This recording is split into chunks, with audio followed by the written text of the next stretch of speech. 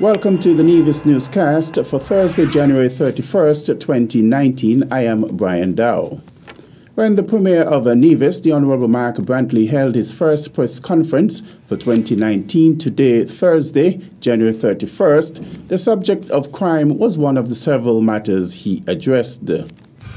We had a very unfortunate incident of having a shooting on the morning of January 1st here in Nevis, and regrettably one of those victims has succumbed to his injuries, meaning that Nevis again has a dubious distinction of recording the first homicide for the year. This is no reflection on the police, on the government, it's a reflection on the community. And I keep saying that crime is a social problem and the entire society needs to confront it. And too many of our youngsters are giving up their lives over foolishness. I talk to some of them all the time and I say, well, why are you engaged in this activity? And they start to tell you some Nancy story about when they were at Gingerland High School, before Noah built the ark, somebody had disrespected them. And here they are, grown men and women, some of them with children of their own. And because somebody disrespected them in Todd Farm, they now have beef and taking up guns to say they're killing people. I am inviting them and appealing to them and appealing to us, the adults, to talk to them. Some may say that my tone and language is too harsh sometimes, but it's a life and death situation, literally. And we need to talk to them. He also encouraged members of the public to assist the Royal St. Christopher and the Nevis Police Force in its fight against crime. I would like every crime to be detected. Matter of fact, I would like no crime to be committed. But the truth is that when we assess the performance of the police, we must assess it against international standards. And to have had a detection rate of 52% and now at 47%, it means that they are doing well. There's room for improvement, to be sure, but they're doing well in the sense of doing much above the internationally accepted norm of 1 in 3. So we're doing more than that, and so I encourage the police to continue. Regrettably, 2019 has started badly for us, but we are hopeful that we can get through the rest of the year without any incidents of crimes of this nature. And so we continue to invite the police to do their work, and we continue to invite the public to assist the police in doing their work so that we can bring crime down and continue to work together to bring crime down. The promotions the police have had, the cooperation, the efforts by the government to partner with them are all in an effort to bring crime down.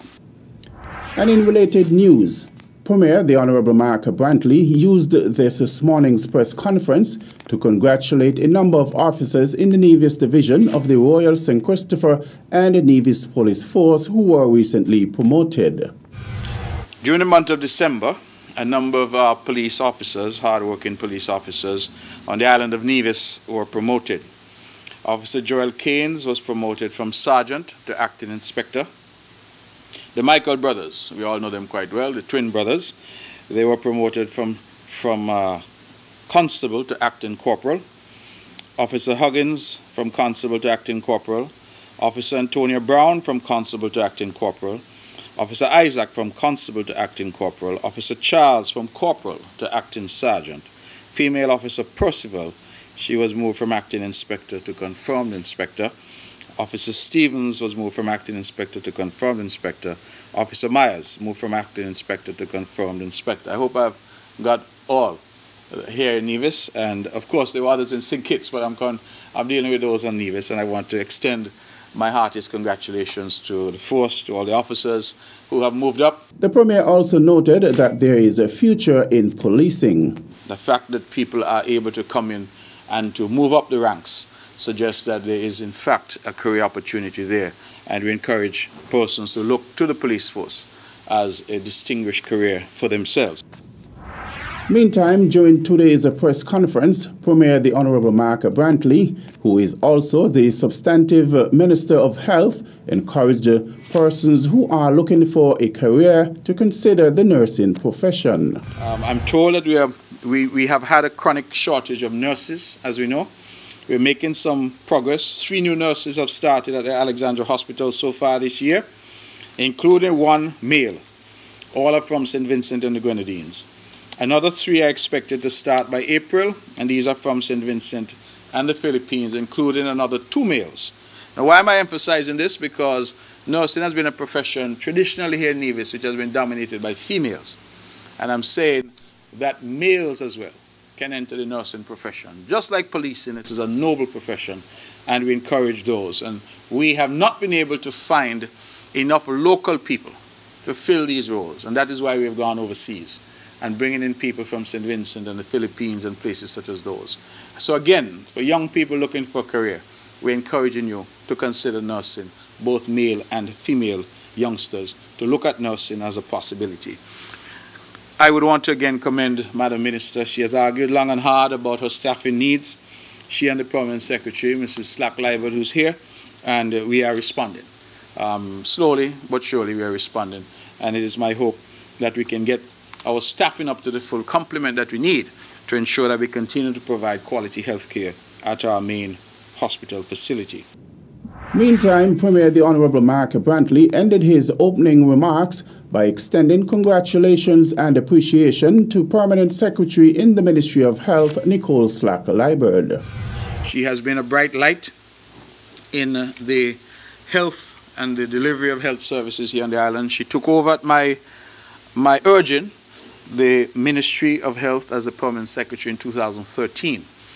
And she has been leading, I think, with great distinction that ministry. She has now, I'm told, transitioned or is in the process of transitioning to higher heights. And I want to commend you, Mrs. Slack-Libert, for your efforts. I want to wish you all the very best. I want to thank you for the brilliant years you've given us here in Nevis, and hope that your new role at the regional level will benefit you, and that you will benefit the role, and that Nevis, I believe Nevis will continue to benefit from your expertise, regardless of where you may go. From February 6, 2019, Slack-Libert will take up the post of Pan American Health Organization, PAHO, Country Program Specialist in St. Vincent and the Grenadines. Ladies and gentlemen, I'm pleased to congratulate Mrs. Slack-Libert and to wish her all the very best in her new role as she continues on her path in terms of health and the delivery of health care, not only now in Nevis, but regionally. Nicole Slack-Libert has been employed in the Ministry of Health since 2003 and has made her contribution to the Alexandria Hospital Laboratory, the Health Promotion Unit as health educator, as well as held the post of health planner and permanent secretary. On December 13th, 2018, during the Ministry of Health Award cocktail, she was recognized for her contribution. Still to come, we are thanking you for coming back to Nevis, and we are thanking you for being here to contribute to the development of Nevis. Huey Sargent will give you the details after this break.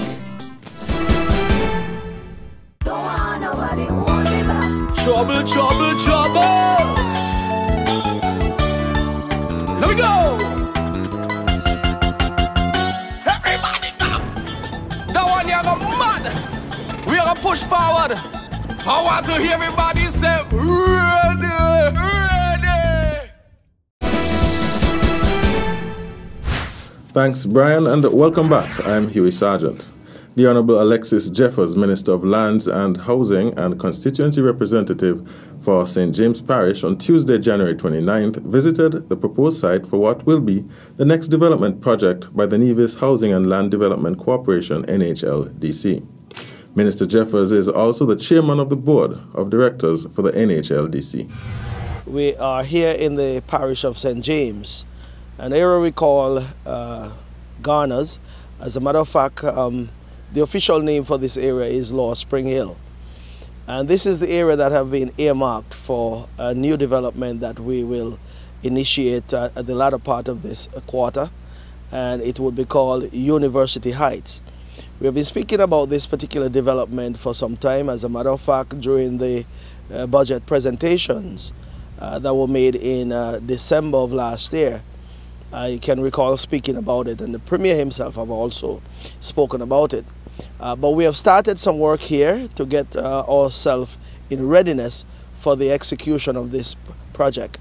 As you would realize, we have done some infrastructural work in terms of cutting the roads. The subdivision has been done. We are now waiting on NEVLEC to come and put in the electricity, and also we'll have the water, the Nevis Water Department come in and lay some pipe to provide water to this area. This particular housing program was designed for university graduates who have studied abroad and returned to Nevis within the last 5 years and are now contributing to the development of the island. In a sense, what we are saying to you, we are thanking you for coming back to Nevis, and we are thanking you for being here to contribute to the development of Nevis, and as such we are reciprocating our gratitude by offering this particular program. Now, some may say it is just 15 lots, so 15 persons only may qualify. And that is true. Not every policy and program that is offered by any government would be available to all citizens. But those who readily qualify, we are asking you to come into the NHLDC and fill out the application, and then you'll go through the qualifying steps in order for you to achieve this particular milestone. At least 6 prospective homeowners have already applied to the NHLDC, noted Minister Jeffers, as he spoke to the criteria of home ownership through the NHLDC and by the extension of the Nevis Island administration. But first of all, you have to be a citizen of the Federation of St. Kitts and Nevis. Secondly, you must be a first-time homeowner. In terms of the finances that are required, or in terms of how you would qualify financially, we are saying that we'll have 4 different designs that are available to the prospective applicants. 2 of those designs would be run between $300,000 to $325,000 EC dollars, and the additional 2 designs would range from $325,000 up to $350,000. In terms of the lands are subdivided into 8,000 square feet lots. They would go for just $1. That is a concessionary price, $1 per square foot. And for those who might want to purchase just the land and no house, that is not one of the criteria that will be available to you. Once you are qualified for this particular development, it would come, or the land will be a package, so to speak, with a house that is valued between $300,000 to $350,000. According to Minister Jeffers, an official groundbreaking ceremony will take place within the next month. Legislation will soon be put in place to regulate the operations of unmanned aircrafts, which can pose risks to privacy, safety, and security. That is according to Senior Civil Aviation Officer Royston Griffin, who appeared on the program Working for You on Wednesday, January 30th. Griffin said several meetings have already been held with stakeholders, including the police and customs, to put the draft legislation together to ensure that persons who operate drones are adhering to the guidelines from the International Civil Aviation Organization about how to handle drones. The senior civil aviation officer stated that there will be areas that will be prohibited for flying, as well as a policy that states when a person orders a drone and that he or she cannot clear the drone from customs unless it is registered. There will also be an account and tracking of persons who own drones. In terms of use, owners would have to communicate with their air traffic control tower, said Griffin, adding that there will also be the need for drone insurance, as out-of-control equipment can damage property. Persons would also be required to have training in the use of drones. He explained that, adding that drones cannot be operated without being in the line of sight, as there have been reports of drones invading persons' privacy. And that's it for this edition of the Nevis Newscast. Thanks for viewing. Good night.